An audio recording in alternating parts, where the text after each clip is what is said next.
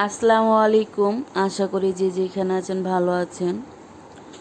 আলহামদুলিল্লাহ আমার পরিবারের সবাই ভালো আছে, কিন্তু মন মানসিকতা অনেকেই জানেন যে ভালো নাই। তারপরও কিন্তু ভিডিও দিতেছি, দেখতেছি। তারপরও যখন মানুষে বলে যে আমি সম্পূর্ণ ভিডিও দেখি না, মিথ্যা কথা বলি, মিথ্যা অপবাদ পাইতেছি যে আমি কারোর ভিডিও সম্পূর্ণ দেখি না, লাইক দিই না, তাদের জন্য আজকে ভিডিওটা। তো আজকে ভিডিওটা যার জন্য করেছি সে অবশ্যই বুঝতে পেরেছেন। প্রথমে যে কমেন্টগুলো দেখতে পাচ্ছেন, যাদের ভিডিও দেখতে পাচ্ছেন, যারা দেখতেছেন বর্তমানে, তাদেরকে বলি আমি ইউটিউবে নতুন কাজ করি না।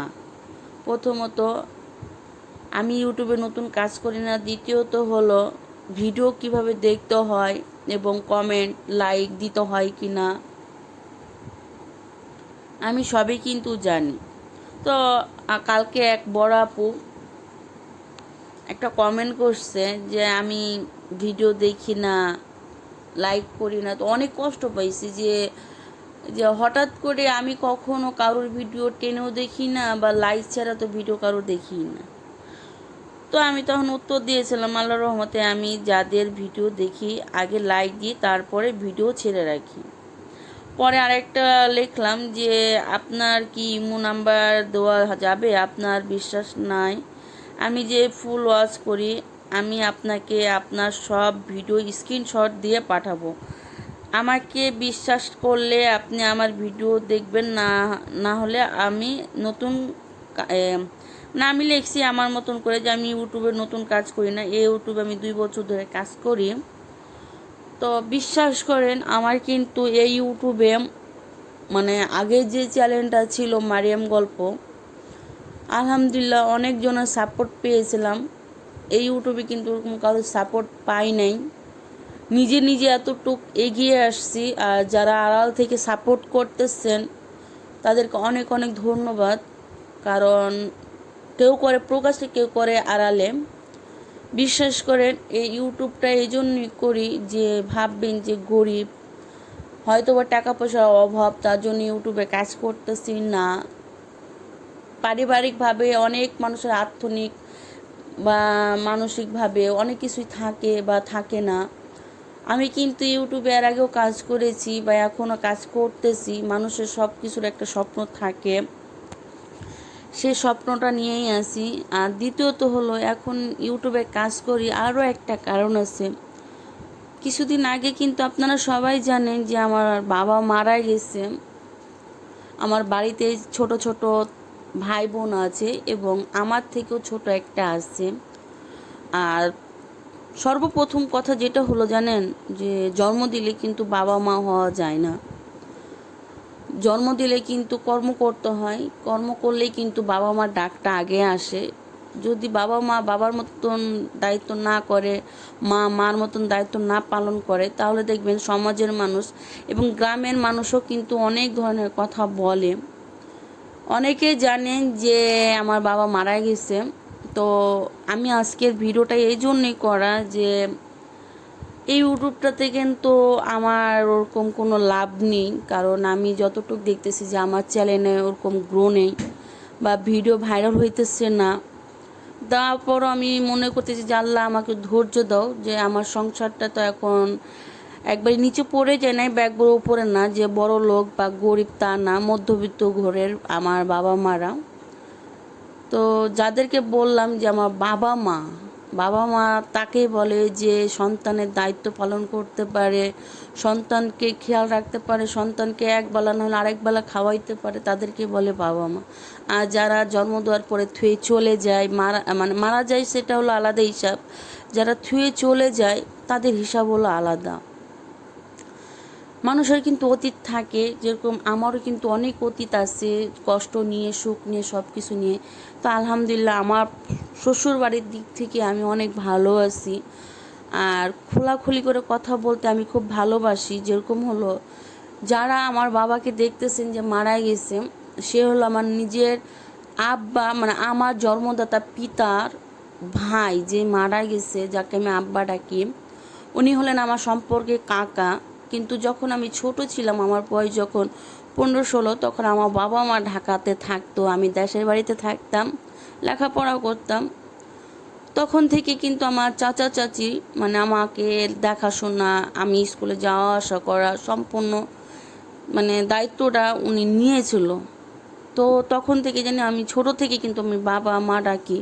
ওই যে বললাম না, জন্ম দিলে বাপ মা হয় না। তো আমার নিজের বাপ মা আছে, আলহামদুলিল্লাহ তারা ভালো আছে, সুস্থ আছে। কিন্তু তাদের থেকে আমি বেশি ভালোবাসি আমার যে বাবা মারা গেছে কাকা।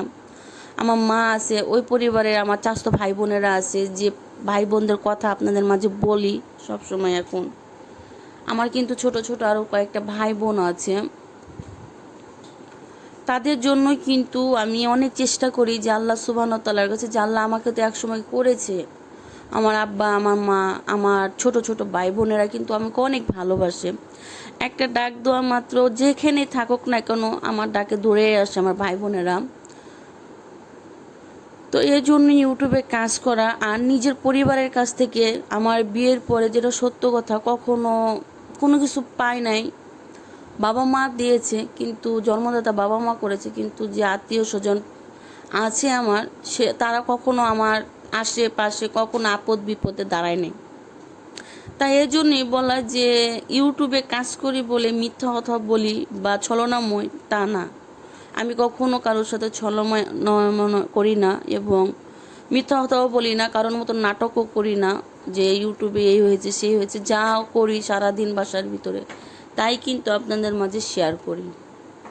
এখন কিন্তু আমার মাথার উপরে দুইটা পরিবার, একটা হলো আমার নিজের সংসার, দ্বিতীয়ত হলো এখন বাবা মার সংসার।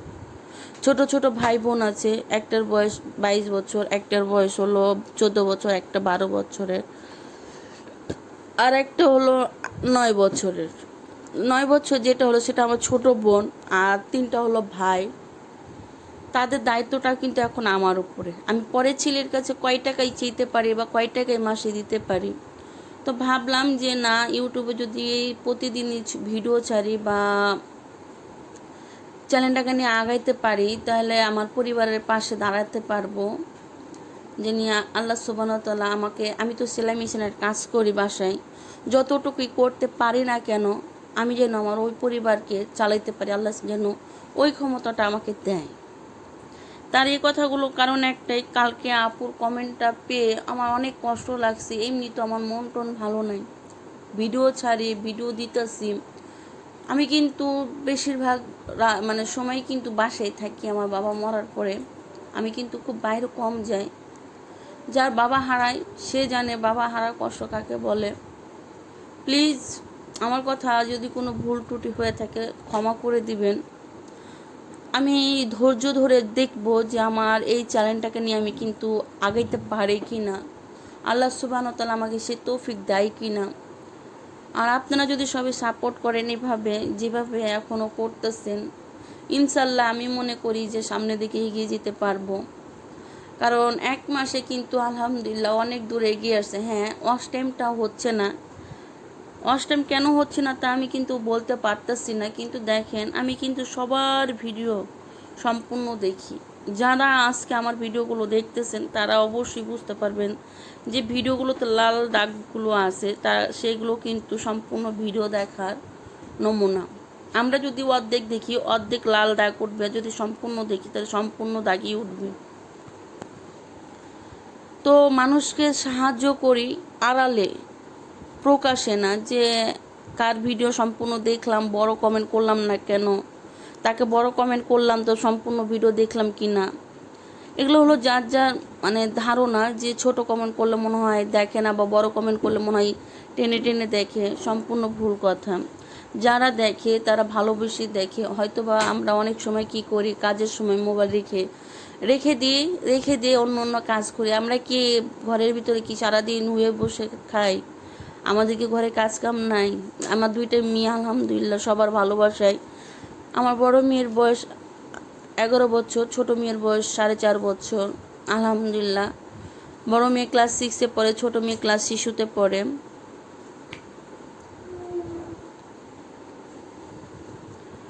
তো আমার কথাগুলো যদি ভুল ত্রুটি কিছু থেকে থাকে অবশ্যই ক্ষমা দৃষ্টিতে দেখবেন।